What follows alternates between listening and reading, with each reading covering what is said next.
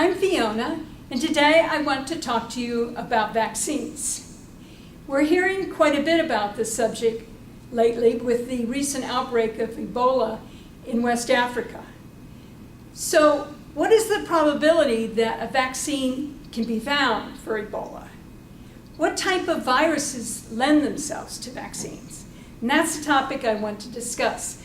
First, I want to clarify that I'm not a physician, and so I can't talk about recommending particular vaccines for an individual. All I can talk about are my experiences with vaccine.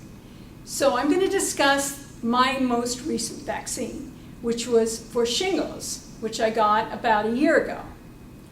I was warned by my licensed medical provider to expect a small rash on my arm in about a day that would go away in about a week, and that was true. And as you can see on both my arms, I have no rash. That was probably a good sign that my body was responding to the vaccine and it was building antibodies to fight an infection. But what was the virus that I was worried about? Well, it was the exact same virus that gave me chickenpox 60 years earlier. It's called varicella zoster virus, and it's a member of the herpes viridae family. Now, you've probably heard it said that once you get a herpes infection, you have it forever. The reason for that is that the herpes viridae are latent in that after the initial eruption, the virus can actually lodge in the cranial nerves in our brainstem. So in the case of herpes simplex 1, an individual might get a cold sore. In the case of herpes simplex 2, they may get genital sores. In the case of varicella zoster, they get widespread eruption of a rash all over their body. And then many years later, the antibodies have waned, and the virus that was dormant and lodged in our brainstem erupts and causes another rash.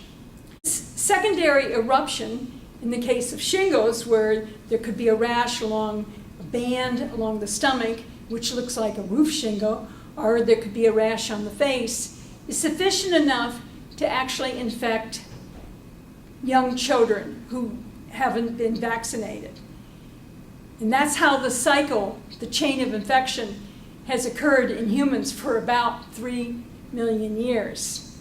The grandparents would infect the grandchildren, who would then grow up and infect their own grandchildren. In order to stop this chain of infection, a vaccine for varicella zoster was released and approved in 1990, and more recently, the similar vaccine has been approved for shingles.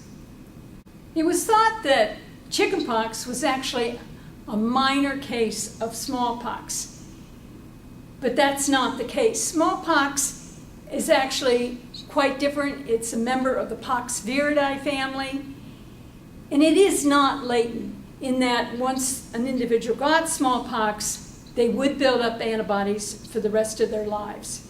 Smallpox is the type of virus that would lend itself to a vaccine because it only affected one species, and that was humans, and it was not latent.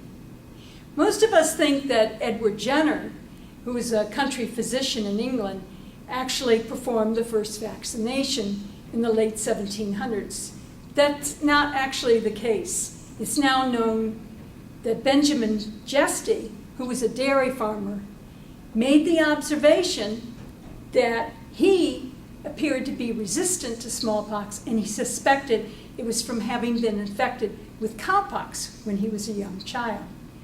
And furthermore, his relatives, who were dairymaids, didn't get smallpox. They were known, in fact, they were asked to actually care for patients who had smallpox. So he's actually inoculated his wife and sons with a small amount of cowpox using the knitting needle in order to protect them from a smallpox epidemic at that time in 1774 in England. It was 20 years later when Edward Jenner actually performed the same experiment by inoculating a child with a cowpox scab and claimed that he did not know about the previous inoculation.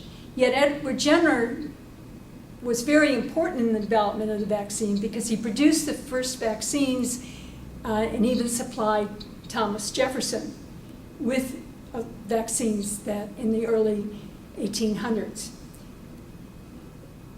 He also needs to be given credit for having the insight that smallpox could be eradicated from Earth using this vaccine, even though it wasn't even known at that time what a virus was, or that was the causative organism.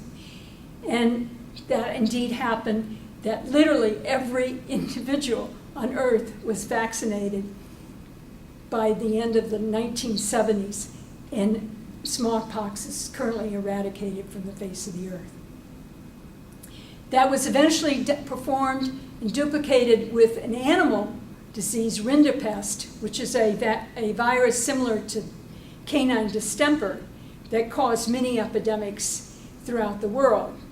And that's another disease that was eradicated, but it had a similar characteristic in that it only affected one species, cattle, and it wasn't latent. So what about Ebola virus? Is it going to lend itself to a vaccine? Well, we certainly hope it will, even though it's a very different virus from smallpox or chickenpox. It's more similar to rabies in that it's able to infect many different animals, which can then spread it to humans. Yet there are clinical trials underway to test potential Ebola vaccines in early 2015. Anyway, to wrap up, how do I feel about my vaccine for shingles? Well, I know that I'm not protected 100% because I already had the virus in my brainstem. The vaccine is what's known as a therapeutic vaccine, in that I am trying to boost my antibodies and immune response in the event that the virus erupts. So the key thing I have to do right now, I can reduce the probability greatly of getting shingles if I keep myself healthy. So that's what I do. I eat well, lots of fruit and vegetables, I get lots of sleep at night. I don't hesitate to go to bed at 9:30 if that's what I need to get enough sleep. And I make sure that I get my vaccine for influenza every fall. But there's one other thing I need that helps keep me healthy, and that's moderate amount of exercise. But I actually don't need to worry about that because my 1.5-year-old puppy insists upon taking me for my morning walk every morning.